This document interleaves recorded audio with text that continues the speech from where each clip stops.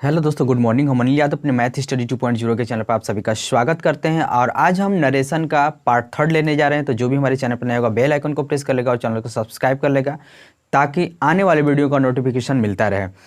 तो यहाँ पे हम आज हम लोग चेंज ऑफ द पर्सन में रूल नंबर 3 पढ़ेंगे। तो रूल नंबर 3 क्या कह रहा है, हम इससे पहले 2 पार्ट ले चुके हैं। तो बिल्कुल उस वीडियो को डिस्क्रिप्शन बॉक्स में है, उसमें मिलेगा, आप बिल्कुल देखिएगा, क्योंकि वहाँ से देखेंगे तो हर कॉन्सेप्ट यानी एक एक रूल मैं बताया हूँ और वहाँ पे आपका कॉन्सेप्ट क्लियर हो जाएगा।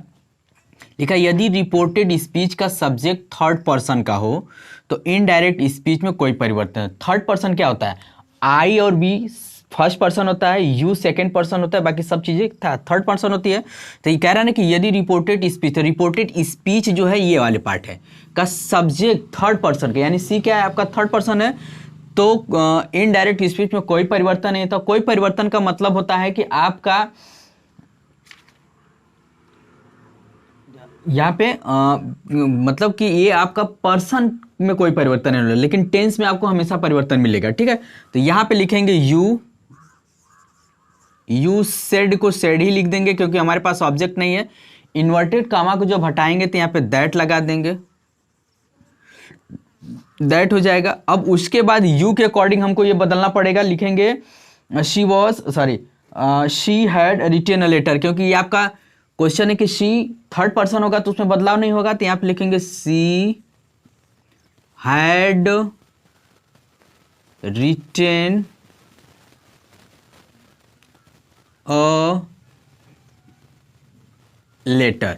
अब यहाँ पे हम हैड क्यों लगाए हैं? हैड इसलिए लगाए हैं कि ये आपका पास्ट इंडेफिनिट है। पास्ट इंडेफिनिट टेंस रहेगा तो किस में जाएगा? पास्ट परफेक्ट टेंस में। परफेक्ट टेंस का होता है subject had, verb of third plus subject होता है।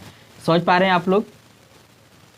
ठीक है, अब यहाँ पे आएंगे you said to me she is a beautiful girl. तो यहाँ पे लिखेंगे यू है तो यू लिख लीजिए कि यू सेड को हम टोल्ड में बदलेंगे। क्यों? क्योंकि हमारे पास ऑब्जेक्ट दिया है, तो सेड को टोल्ड में बदलेंगे। You told me, inverted comma को हटाएंगे तो क्या लगाएंगे? दैट। अब यहाँ पे शी है तो शी ही रहेगा क्योंकि हमारा ये थर्ड पर्सन है। सी इज एमआर को वॉज में बदलते हैं तो शी वॉज अ ब्यूटीफुल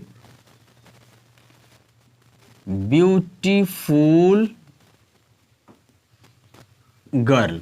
क्या होगा? She was a beautiful girl. I hope आपको समझ में आया होगा। इस रूल को पढ़ने के बाद हम चलते हैं नेक्स्ट, यानी अगला रूल पढ़ते हैं।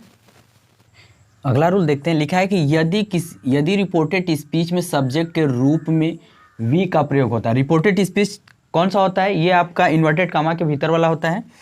वी का प्रयोग मानव जाति के लिए हो तो इस वी को इनडायरेक्ट स्पीच में नहीं बदला जाता है। दूसरे शब्दों में अगर हम ये कहें कि यूनिवर्सल ट्रूथ में वी का प्रयोग हो तो वी को इनडायरेक्ट स्पीच में नहीं बदला जाता है।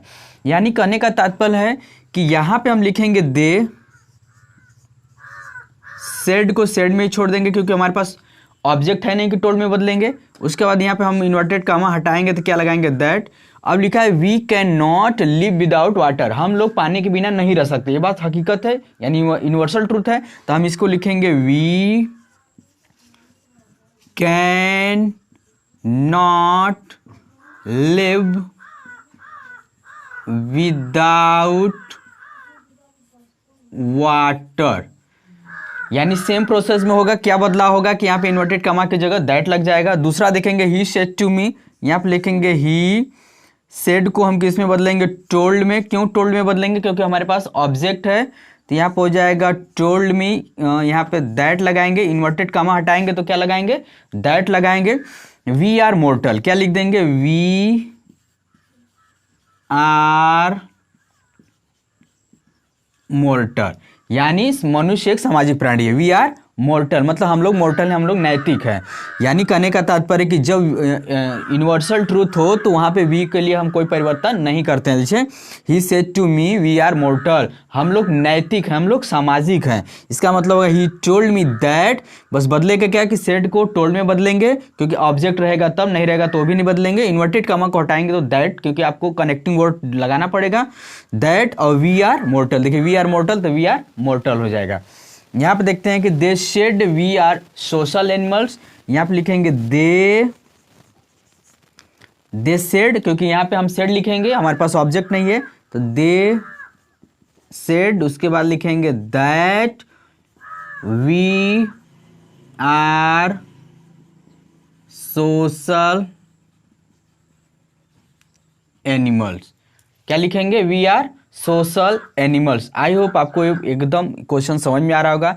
हम एक एक पॉइंट, एक एक रूल लिखाते जाएंगे। आप चाहें तो अच्छे से उसे पढ़कर स्क्रीनशॉट लेकर आप नोट भी बना सकते हैं। चलते हैं नेक्स्ट रूल की तरफ। यहाँ पे अगला है रूल नंबर 4 में पढ़ेंगे। रूल में कह रहा है कि यदि कोई मैगजीन या समाचार पत्र आदि के संपादक, जो संपादक मतलब जो लिखने वाले होते हैं, वो अपने लिए वी अस अवर का प्रयोग करे तो इसे इनडायरेक्ट स्पीच में इट इट इट्स के रूप में प्रयोग करेंगे। यानी कहने का तात्पर्य है कि अगर वी का प्रयोग करेगा तो इट करेंगे, अस का प्रयोग करेगा तो इट करेंगे, और आवर का प्रयोग करेगा तो इट्स का प्रयोग करेंगे। कब? जब इनडायरेक्ट स्पीच बनाएंगे तब। अब यहाँ पे the Times of India says our office will remain closed on Monday. Next लिखा है, तो यहाँ पे हम लिखेंगे the Times of India, the Times of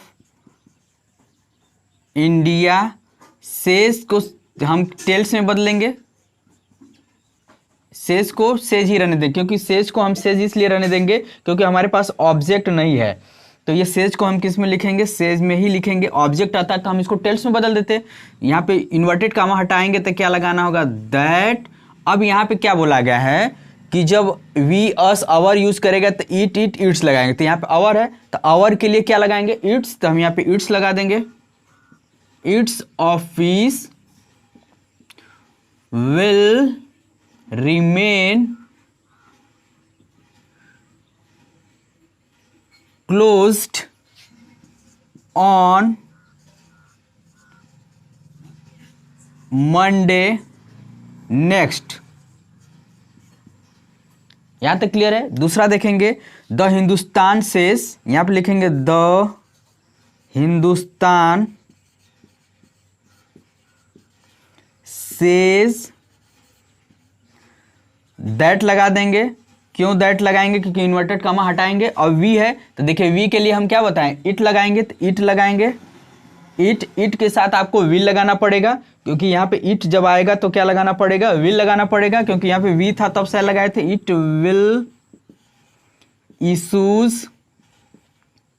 issue a cartoon section in. अब यहाँ पे लिखा है आवर सैटरडे। आवर सैटरडे को क्या लगाएंगे? It's Saturday. क्या लगाएंगे? इट्स सैटरडे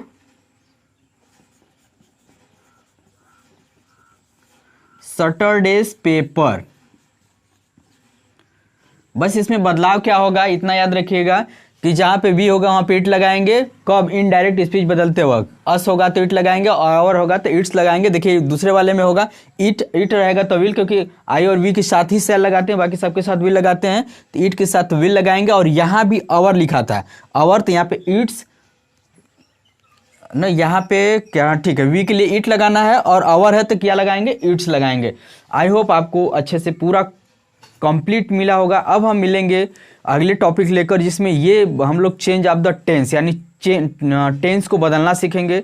तो बिल्कुल मेरे पूरी वीडियो पर बने रहिएगा, मैं पूरा कॉन्सेप्ट क्लियर करूंगा। तब तक के लिए टेक केयर, बाय।